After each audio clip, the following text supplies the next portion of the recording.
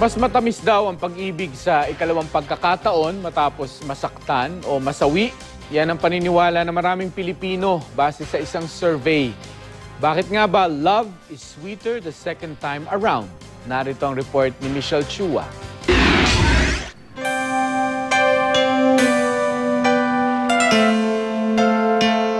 Love is sweeter the second time around.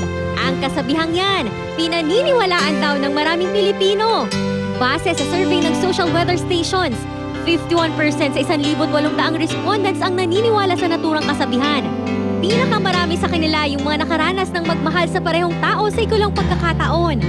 43% naman ang naniniwala sa kasabihan pero hindi pa ito nararanasan. Kung pag-ibig lang din ang pag-uusapan, may naisip na ba kayong panregalo sa Valentine's?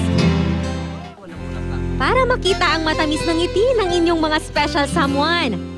Mawawala ba naman sa choices ang tsokolate? Sa Tagbilaran City sa Bohol, ibinida ng isang chocolate shop ang kanilang tatak Pinoy na tsokolate. Ang Ginto Chocolate. Iba't ibang disenyo nito ang mabibili sa halagang 150 hanggang 500 pesos. Meron din silang red velvet cake. Ang kadalasang ibinibigay ng mga bulaklak sa girls. Ni-level up naman sa paanda ng isang kainan na ito sa Kalibo, Aklan. Sa halip kasi na bouquet ng bulaklak, chicken barbecue ang laman. Sa chicken bouquet na yan, hindi lang mapapangiti ang iyong special someone. Mapapasaya nyo rin sila dahil sa kabusugan. Di pa rin matitinag ang classic move na pagbibigay ng bulaklak sa Valentine's Day. Kaya naman ang mga flower farm sa Manolo Fortich sa Bukidnon, sinimulan ng mag-ani ng kanilang mga pananim na bulaklak.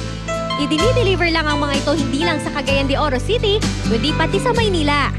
Ang 100 dosenang rosas, aabot sa 400 pesos pataas, depende sa flower arrangement na gusto ng mamimili. Michelle Chua, nagbabalita, Pilipinas.